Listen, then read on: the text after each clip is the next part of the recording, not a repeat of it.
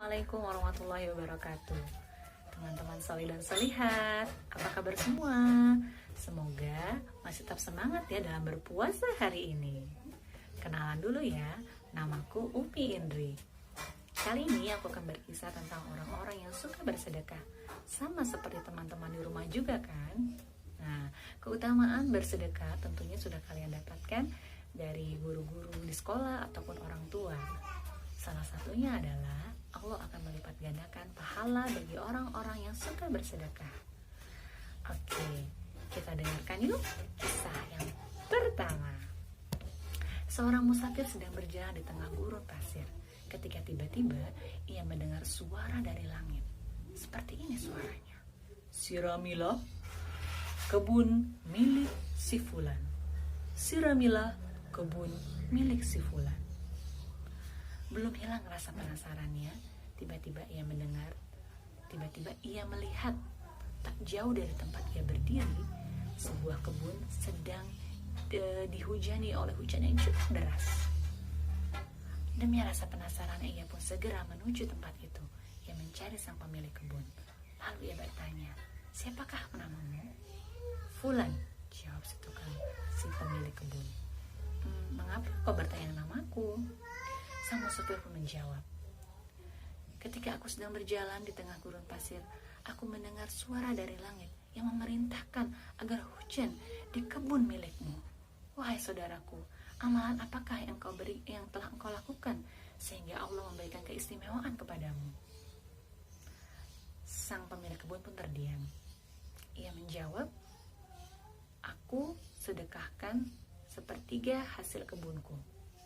Sepertiganya lagi aku pakai untuk makan aku dan keluargaku, dan sepertiganya lagi aku biarkan begitu saja." Masya Allah teman-teman, ternyata ada sedekah di sana.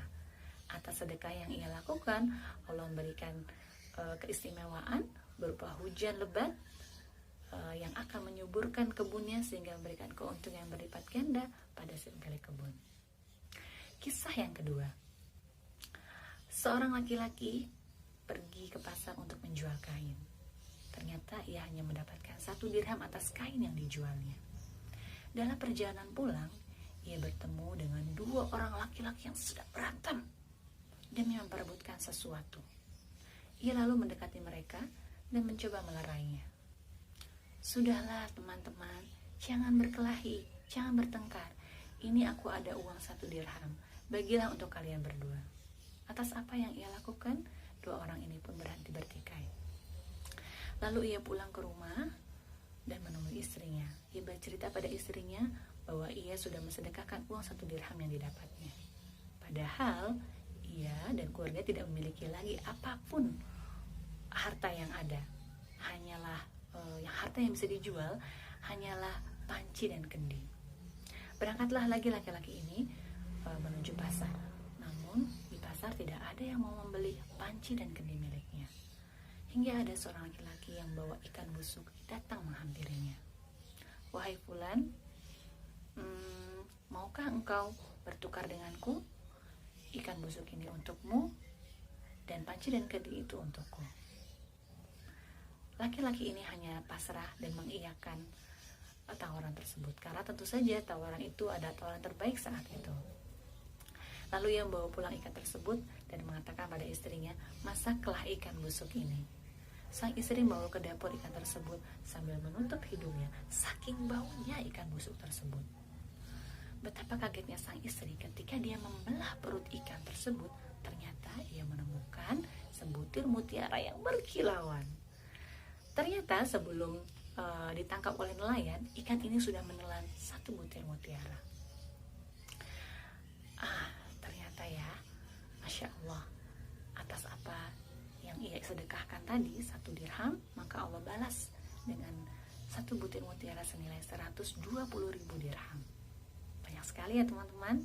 Nah, ia pun menginfakkan sebagian hartanya atas rasa syukurnya tersebut. Ia tidak takut hartanya akan habis atau hilang atau berkurang, karena ia yakin Allah pasti akan menggantinya dengan banyak kebaikan dan keberkahan. Firman Allah dalam Quran surat Al-Hadid ayat 18, sesungguhnya orang-orang yang bersedekah baik laki-laki atau perempuan dan mau memberi pinjaman dengan pinjaman yang baik, insya Allah akan memberikan pahala yang berlipat ganda dan bagi mereka pahala yang banyak. Nah, teman-teman, banyak hal yang bisa dilakukan untuk bersedekah. Bisa sedekah dengan uang, pakaian, buku, ataupun makanan. Rasulullah SAW bersabda, jauhilah dirimu dari siksa api neraka walaupun hanya dengan sedekah sebutir kurma. Kira-kira dalam masa pandemi saat ini, cara bersedekah apa ya yang cocok ya? Bagaimana kalau sedekahnya ditransfer aja lewat lembaga zakat? Boleh. Kalau aku mau kirim kue buat teman-teman dan guru, mantap. Kalau aku mau ini kirim paket buku dan baju-baju buat teman-teman di panti asuhan, keren. Kalau aku mau kirim tajil buat tetanggaku, mantul. Semoga dengan kisah tadi teman-teman semakin bersemangat untuk bersedekah ya.